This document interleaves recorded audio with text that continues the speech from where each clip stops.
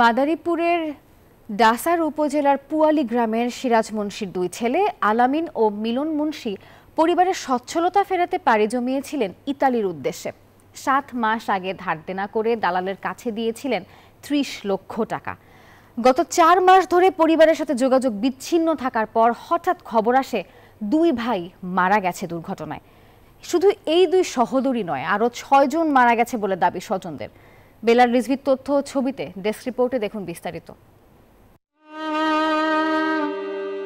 অভাবের সংসার, পরিবারের সচ্ছলতা ফেরাতে 7 মাস আগে অবৈধভাবে সমুদ্রপথে ইতালির উদ্দেশ্যে যাত্রা শুরু করেন মাদারীপুরের ডাসার উপজেলার পশ্চিম পুয়ারি গ্রামের দুই সহোদর। মাঝপথে কিছুদিন লিবিয়ায় অবস্থান করে গত 27 এপ্রিল ইঞ্জিন চালিত নৌকায় অর্ধশত মানুষের সাথে ইতালির উদ্দেশ্যে যাত্রা করে দুই ভাই সহ একই এলাকার 6 জন। ভূমধ্যসাগরে পৌঁছালে নৌকাডুবিতে তাদের মৃত্যু হয়। আমার কেরা তালাশ করবো রে, ও বাবা কোথায় ধরে বাসলা, ও বাবা। এনজিওর কিস্তি প্রথমবার বিকাশ পেমেন্ট করলেই 20 টাকা ইনস্ট্যান্ট ক্যাশব্যাক।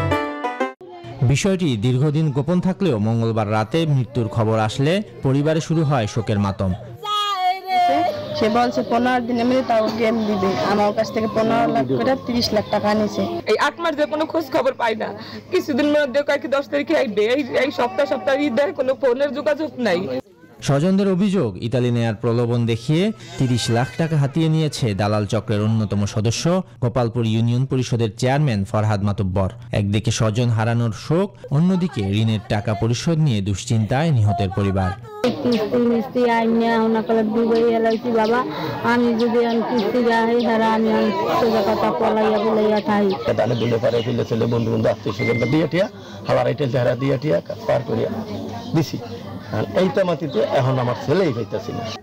পরিবার থেকে লিখিত অভিযোগ পেলে আইনগত ব্যবস্থা নেওয়ার কথা জানিয়েছে স্থানীয় প্রশাসন।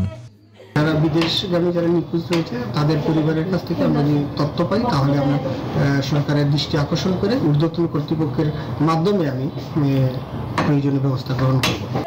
ঘটনার পর থেকেই পলাতক অভিযুক্ত ফরহাদ মাতুব্বর। তার মোবাইল ফোনে কল দিলেও তা বন্ধ পাওয়া যায়। Desk report, news 24।